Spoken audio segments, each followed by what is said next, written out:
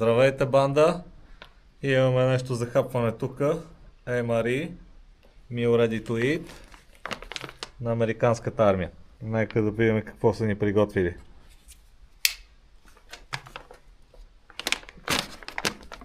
За тези от вас, които не са пробвали такава храна, ще ни бъде интересно. Имат различни менюта и са с дълъг срок на годност. Може би могат да изкарат над 10 години.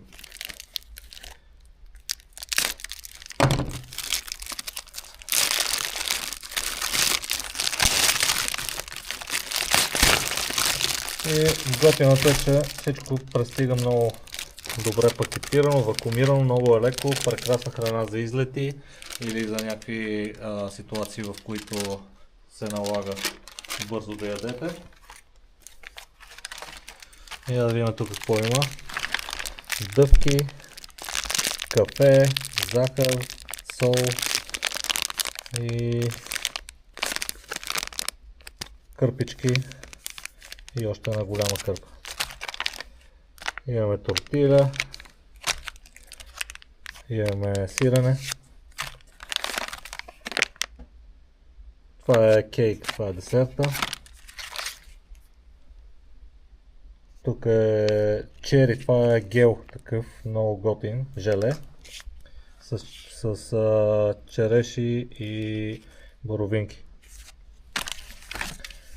Така, и ето тук е точно самата храна, beef. Това значи телешко с черен боб.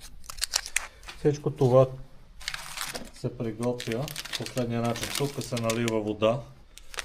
Имате докъде точно. Съвсем малко вода трябва да се сложи. След като сложите водата, сгъвате го по този начин и го слагате ето тук да се топли. След като го сложите да се топли, трябва да го подпрете по този начин, не да е легнало на земята. И след 10 на минути е готово. Успех, приятели! Ето какво ми се падна. Терияки. Beef stick. Много готино. Тук има пеперони пица. Ето така, по този начин го оставяте под ъгъл да се загрее. Може да сложите вътре и сиренето да се стопли, за да може да се разтопи. И изчаквате 10 на минути да се загрее. Ето, банда, вече се стопли менюто. Отваряме първо сиренето. Има различни версии, всеки кой както обича. Но мене примерно много ме кефи сиренцето да го изсипа в тортилята.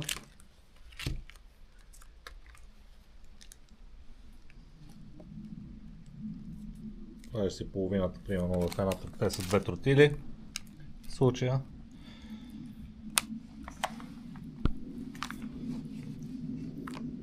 Имаш си тортиля. И лъжичка също има в самото меню.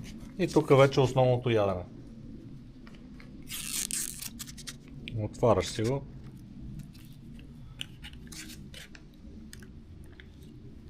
И това ти е де факто пълнежа за тортилята.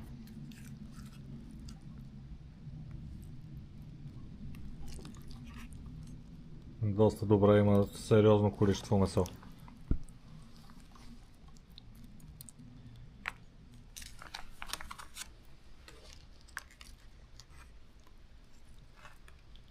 И си готов.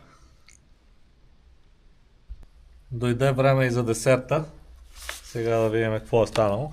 Също можете да използвате нагревателя, този е химически нагревател, да го използвате да си подгреете. Примерно това е някакво кексче, нали? Тук има някакъв десерт желе. Сега да видим какво става тук.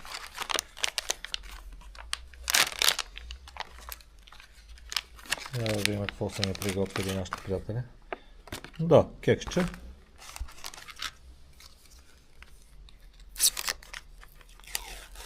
И тук е желето. Да. Просто сладко. Сладко с някакви като бисквити. Я да го пробвам така първо.